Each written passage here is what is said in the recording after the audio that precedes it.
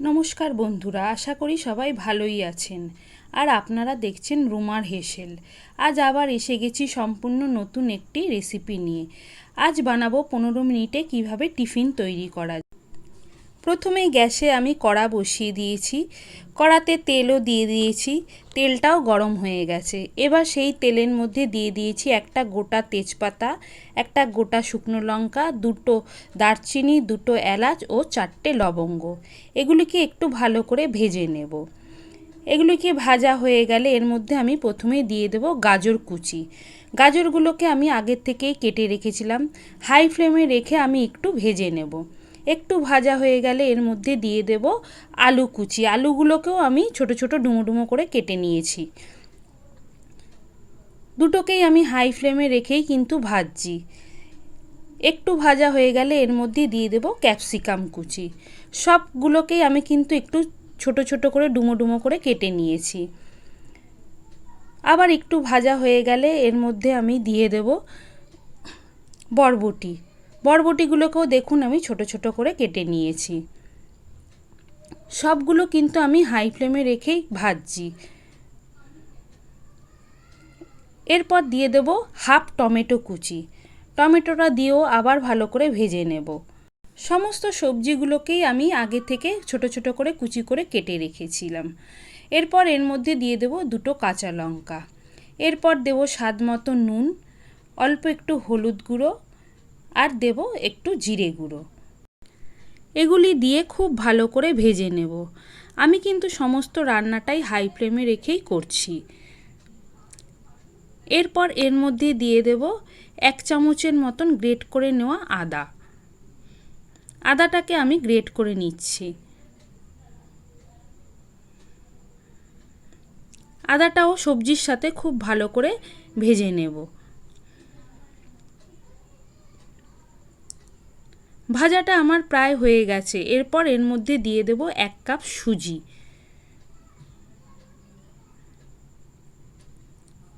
সুজি দিয়ে খুব ভালো করে মিশিয়ে নেব। এই সময় কিন্তু আমি আঁচটাকে একটু কমিয়ে নিয়েছি, মানে মিডিয়ামে রেখেছি। খুব ভালো করে সবজির সাথে আমি সুজিটাকে মিশিয়ে নেব আর খুব ভালো করে ভাজাও করে নেব। দেখুন সবজির সাথে সুজিটা আমার খুব ভালো করে ভাজা হয়ে গেছে। এরপর এর মধ্যে দিয়ে দেব কিছুটা পরিমাণে কাজু ও কিশমিশ। আপনারা আপনাদের পরিমাণ মতন কিন্তু সব কিছু দেবেন। আমি যেহেতু স্কুলের টিফিন বানাচ্ছি সেই জন্য আমি একজনের মতনই বানাচ্ছি। ভাজাটা আমার হয়ে গেছে। এবার খুব অল্প পরিমাণে প্রথমে জল দিয়ে দেব। জল দিয়ে কিন্তু সুজিটাকে খুব ভালো করে নাড়তে হবে, তা না হলে কিন্তু ডেলা পাকিয়ে যাবে।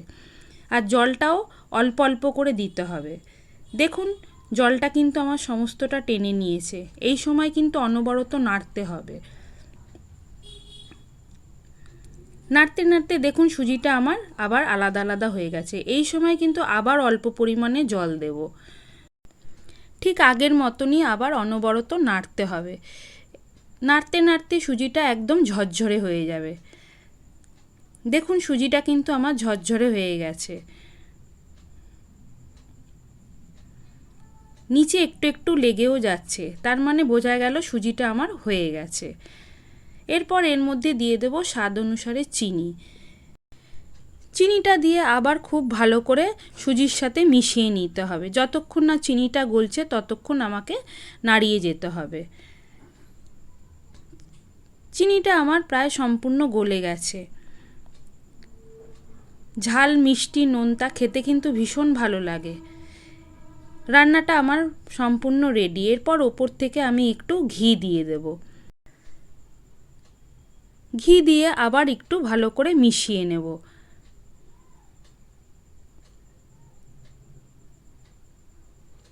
ঘি দিয়ে মেশানো হয়ে গেছে। এবার ওপর থেকে দিয়ে দেব অল্প একটু ধনেপাতা। ধনেপাতা দিয়ে আবার ভালো করে সমস্ত কিছু মিশিয়ে নেব। রান্নাটা কিন্তু আমার রেডি হয়ে গেছে।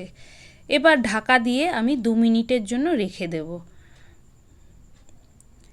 2 মিনিট হয়ে গেছে, ঢাকাটা আমি খুলে নেব।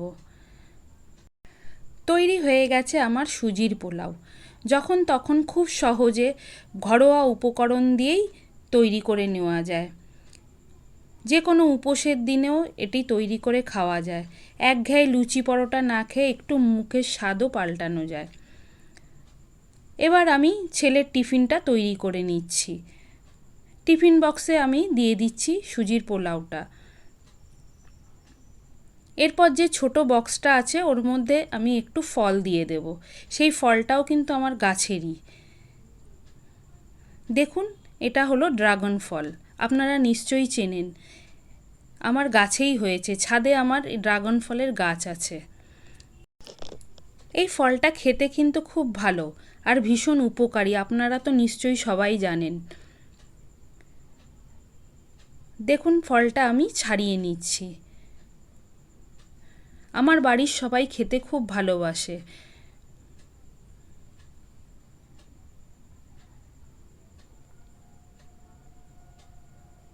কালারটাও যেমন সুন্দর, খেতেও তেমন সুন্দর। এবার ছোট ছোট টুকরো করে নেব, কারণ টিফিন বক্সের ছোট বক্সটা তো একদমই ছোট, ওই জন্য টুকরো না করলে ধরবে না। রোজ রোজ বাচ্চাদের টিফিন করে দেওয়া এক ঝক্কির ব্যাপার। তারা রোজই নতুন খাবার চায়, তাই ঘুরিয়ে ফিরিয়ে কিছু করে দিলে যেটা ভালো লাগে সেটাই আপনাদের সাথে শেয়ার করছি।